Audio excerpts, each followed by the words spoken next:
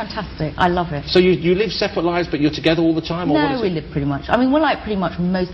I mean, our houses look like just like one house now, with no cohesion whatsoever with interior design. So you've got I've your got a nice, tasteful side, and then his side is sort of, it's a bit, well, he says it's like James Bond, but I'm not sure. Let me guess, your side you have more curtains and cushions?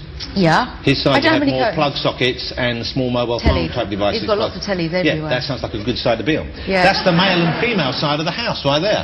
Plug holes, did you say? Yes, plug holes. Why plug holes? To plug things into, what do you think? Oh, she's filthy.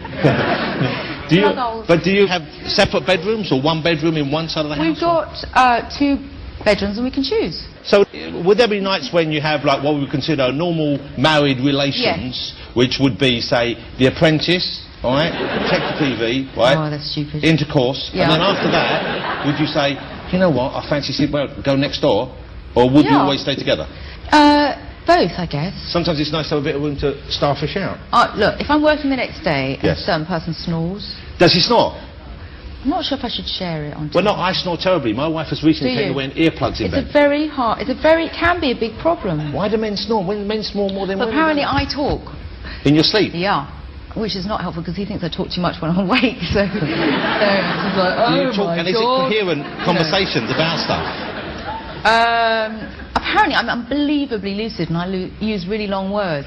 Like bovine and interlocutory I use, and words that he writes down something and says like, and looks up in the dictionary later on. So this is a strange household, because you have 2 bedrooms and sometimes he's snoring, he's stopped snoring, you've woken him up with your talking, he's writing down what it is and he needs a dictionary to decipher. Yeah, the other thing is that he's an insomniac.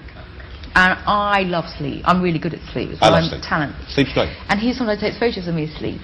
No, that's wrong. Why is it wrong? Because he just thinks it's so extraordinary that I'm practically an 8th wonder of the world, the amount that I can sleep. And he'll take photographs of you sleeping? Yeah. And where does he put these, on the internet? Where can we see Helena sleeping? No, it's very not, I don't know. But does he ever put you in certain poses? Like, does he ever, put a wig on you? Or does he write on your head? He has like done, sometimes he's put some of his toys, so, I mean, not those kind of toys. They're very innocent. Like don't a rabbit? Go there. Don't go there. No. So you're still... No. Bovine! They're like a toy Dalek or something. Tim's got lots of toys. Oh, that's fine then. Yeah. Oh, they put a Dalek next to your head for you. You'll wake up terrified. You'll... Exterminate. No, but he... No, he's a brilliant photographer, Tim, so he always sees things in funny, so if something occurs, he gives up. And where does your little boy sleep? He's in Tim's bed. But it's not that bad, because it sounds like... You're there all the time. No, I'm not implying that you've just dumped him. That's where Billy's room is, and this is my house. But you know what's funny, you picked on them, because in my house, this is the extension we have, and they're there all the time as well. Let's talk about your new movie, Helena, because you have a new movie out on the 18th of this month. What's it called? It's called Conversations with Other Women. And what is the premise of it? I've seen it. There's only one woman and one man, and I play the woman. Well, this is what confused me, because I thought there would be a lot of women talking. Yep, no. And it isn't. No, did you get it? Do you like it? I liked it, but it was peculiar, because it took me a while to get used to the strange way it is shot, which we should explain to people. The whole film, or more or less the whole film... It's a split screen, so you've got 2 sides and it's split. I think it's probably better for women, because we're better at multitasking, so we're probably better at watching it. Whereas guys, it takes a few minutes to get used to. It just takes you a while to get used to. The other thing is you probably watched it on telly. I did. And it's much better. You have to watch on the screen. But here's the thing, so you're watching the film, and essentially, sometimes you're watching Helena's character talking with the other character, a guy called Aaron plays him, and they're talking, but you see it from different angles. But then sometimes you see like a flashback or another sequence involving someone else, and it all juxtaposes, and you kind of put it together in your head. It's like very much an audience-created movie in that respect. Yeah, you can sort of edit your own movie.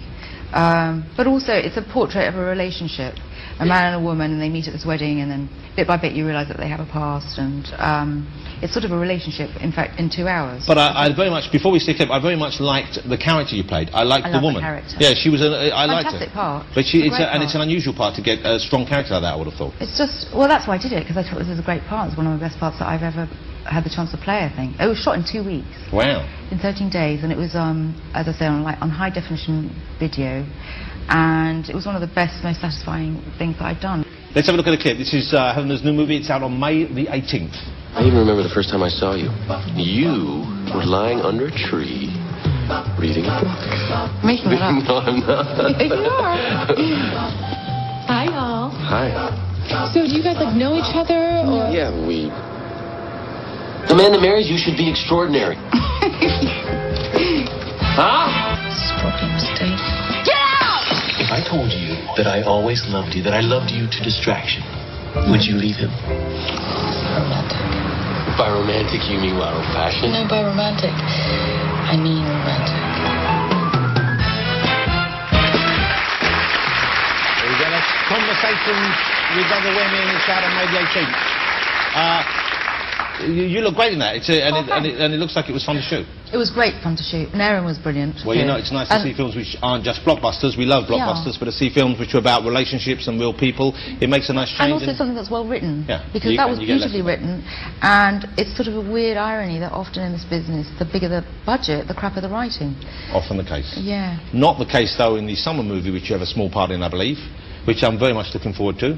Harry Potter. Harry Potter, that's right. Helena Bonham Carter is taking over the role of Harry Potter from Daniel Radcliffe. No, there's you there.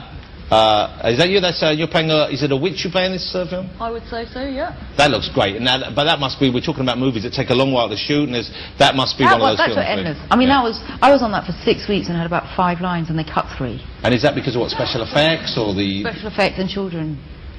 Children always make things longer because they can only work them special hours. So and then... that's you as well, isn't it? That's me really fed up in my trailer. Yeah. So that's not in the film, that's just you saying, please. Please let me out. Let me film.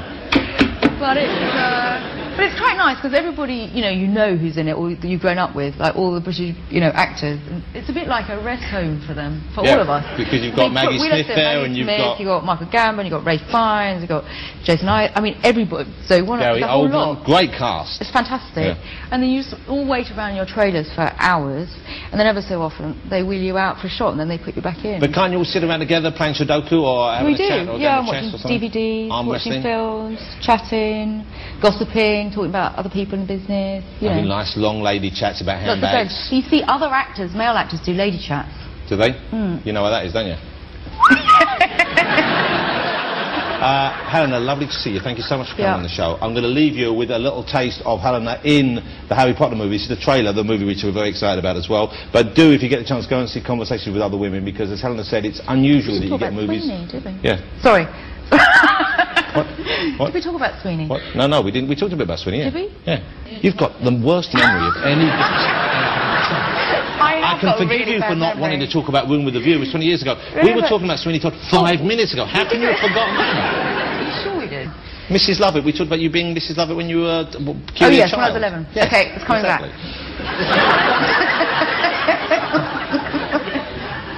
No wonder he's got a separate bedroom. Okay, thank you so much. Yes, I